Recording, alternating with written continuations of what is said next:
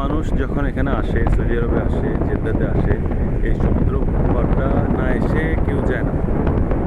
আর এখান থেকে সূর্যের যেই মানে অস্ত যাওয়া, এটা সবাই উপভোগ করে। এটা খুবই সুন্দর। আর এই সমুদ্রের ঢেউগুলো এত সুন্দর, এত সুন্দর, এত সুন্দর, বলার মতো না। মানে কেউ যদি এখানে বাস্তবে না আসে, তাহলে এটার মানে সৌন্দর্য উপভোগ করা মানে সে বুঝতে পারবে না। এক কথায় অসাধারণ। আর এখানের পানিগুলো এত সুন্দর, বলার মতো না। নীল, পানিগুলোর কালার দূর থেকে নীল বোঝা যায়, তবে লবণাক্ত। এই কারণে মানুষ নিচে খুব কম নামা হয়, এখানে নামে আর কি। আর এদেশের সরকারিভাবে এটা রেস্ট্রিক্টেড করা যে পানিতে নামা নিষেধ। তো আসলেই খুবই সুন্দর এই দৃশ্যগুলো, খুবই সুন্দর। যারা আসবে তারা অবশ্যই যখন আসবে উপভোগ করবে, খুব সুন্দর লাগবে, খুব সুন্দর।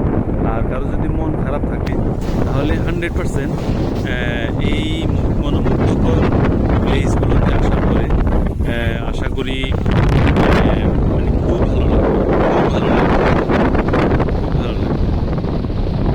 আর এদেশের একটা সিস্টেম আমাদের মতো একটু পরপরই মসজিদ আছে। যেমন এখানে একটা বিশাল এত সুন্দর মসজিদ, এটা ভিতরে যদি একবার ঢুকে না সেই মসজিদগুলো বলার মতো না।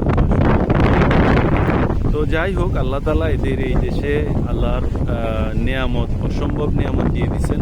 এই জন্য আল্লাহর নেয়ামত ওরা এত পরিমাণ পাইছে, তারা সৌন্দর্য করতেছে। পুরো সৌদি আরবটাকে অনেক পরিমাণে ডেভেলপ করতেছে, যেটা আগামী 30 সালের পরে তারা সৌদি আরবকে বিশ্বের মধ্যে রোল মডেল হিসেবে তৈরি করবে, এরকম একটা উদ্যোগ নিয়েছে অলরেডি তারা।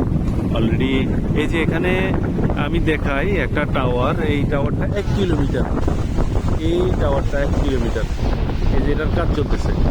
এই টাওয়ারটা 1 কিলোমিটার লম্বা, এটার কাজ চলতেছে। পৃথিবীর মধ্যে এটা সর্ববৃহৎ উঁচু টাওয়ার হবে। ঠিক আছে, সবাইকে ধন্যবাদ আমার ভিডিওটাকে দেখার জন্য এবং লাইক দেওয়ার জন্য। সবাইকে অসংখ্য ধন্যবাদ।